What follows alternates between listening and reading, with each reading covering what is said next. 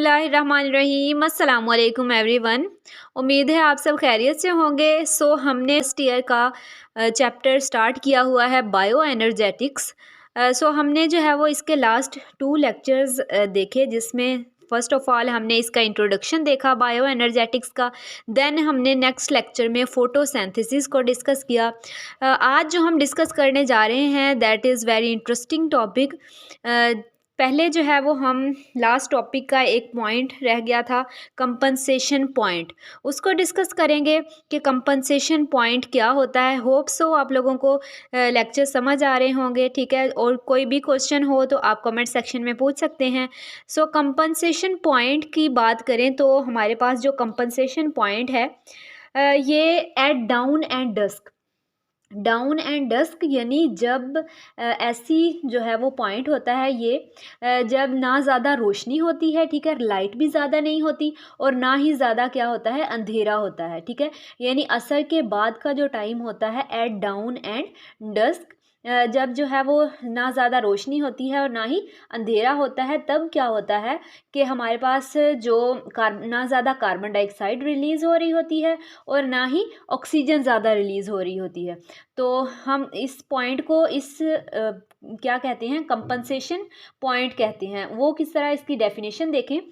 The point at which no net exchange of gases between leaves and their environment, ये ऐसा वक्त है जब ना कोई भी लीव्स और इन्वायरमेंट के दरमियान कोई भी गैस एक्सचेंज नहीं हो रही, ना कार्बन डाइऑक्साइड रिलीज़ हो रही है और ना ही ऑक्सीजन रिलीज़ हो रही है। तो इस पॉइंट को क्या कहते हैं, कंपनसेशन पॉइंट कहते हैं, ठीक है। The point at which no net exchange of gases, यहाँ पे कोई भी गैसेस एक्सचेंज नहीं हो रही, ठीक है, लीव्स और इन्वायरमेंट के दरमियान, उस पॉइंट को क्या कहते हैं, कंपनसेशन पॉइंट कहते हैं। तो कार्बन डाइऑक्साइड और ऑक्सीजन की बात करें तो carbon dioxide released from respiration, अब जो कार्बन डाइऑक्साइड रेस्पिरेशन के दौरान रिलीज होती है is just the amount required for photosynthesis. अब जो इस पॉइंट पे एट डाउन एंड डस्क, ठीक है, इस कंडीशन में ना ज़्यादा जब रोशनी होती है ना ही ज़्यादा अंधेरा होता है, तो क्या होता है कि जो कार्बन डाइऑक्साइड रिलीज़ हो रही होती है रेस्पिरेशन के दौरान, वो सिर्फ उतनी ही रिलीज़ होती है जितनी फोटोसिंथेसिस में रिक्वायर्ड होती है। जितनी फोटोसिंथेसिस करने के लिए रिक्वायर होती है सिर्फ उतनी ही बनती है।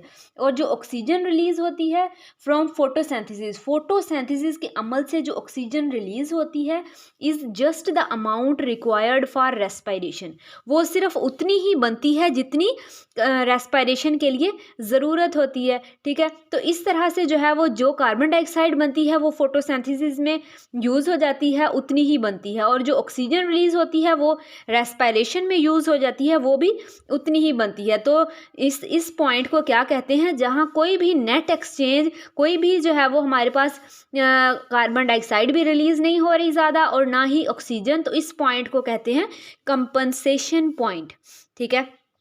यहाँ तक हमारा जो है वो फोटोसिंथेसिस का टॉपिक इख्तिताम को पहुंचता है।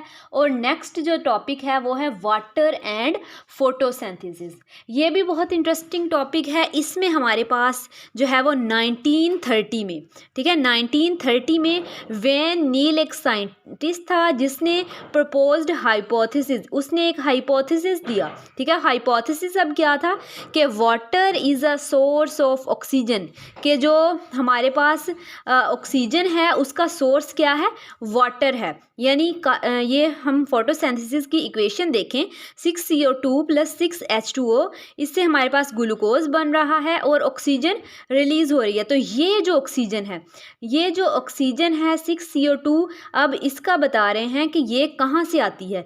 ये जो है वो इस साइंटिस्ट ने कहा कि ये कार्बन डाइऑक्साइड से नहीं बल्कि किससे आती है, ये ऑक्सीजन वाटर से आती है, वाटर की ऑक्सीजन है ये। इसका हाइपोथेसिस अब किस चीज़ पे बेस कर रहा था, इसका हाइपोथेसिस बेस कर रहा था अपॉन बैक्टीरियल हाइपोथेसिस या अपॉन बैक्टीरियल फोटोसिंथेसिस।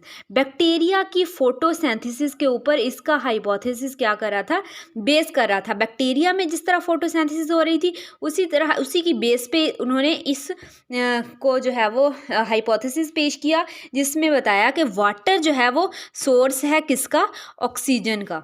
अब जो है वो हमारे पास ऑक्सीजन की इतनी इम्पोर्टेंस क्यों है, क्योंकि जो है वो ऑक्सीजन की बात इतनी क्यों की जा रही है कि ये वाटर का सोर्स है, वाटर इसका सोर्स है, ठीक है।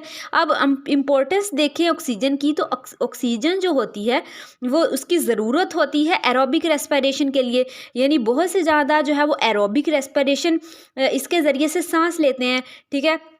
तो ऑक्सीजन जो है वो ज़रूरी है, ठीक है।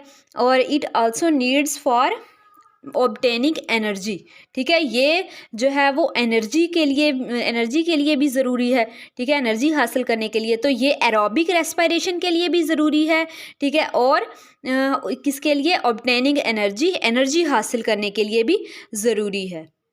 और इसने क्या कहा कि जो कार्बोहाइड्रेट्स होते हैं, इस साइंटिस्ट ने ये कहा कि जो कार्बोहाइड्रेट्स होते हैं वो बनते हैं कार्बन डाइऑक्साइड से, ठीक है। जो कार्बोहाइड्रेट्स हैं वो कार्बन डाइऑक्साइड से बनते हैं, और जो ऑक्सीजन ये वाली बन रही है ये किससे बन रही है, वाटर से बन रही है। कार्बोहाइड्रेट यानी ये कार्बन, हाइड्रोजन, ऑक्सीजन, जो ग्लूकोज बन रहा है ये बन रहा है कार्बन डाइऑक्साइड से, और जो ऑक्सीजन रिलीज़ हो रही है ये किससे हो रही है, ये वाटर से हो रही है, ठीक है। ये सारा जो है वो हाइपोथेसिस पेश किया किसने, वेन नील ने, ठीक है। यहाँ तक ये हाइपोथेसिस था। अब ये बताने के बाद इसकी जो है वो डेथ हो गई, ठीक है।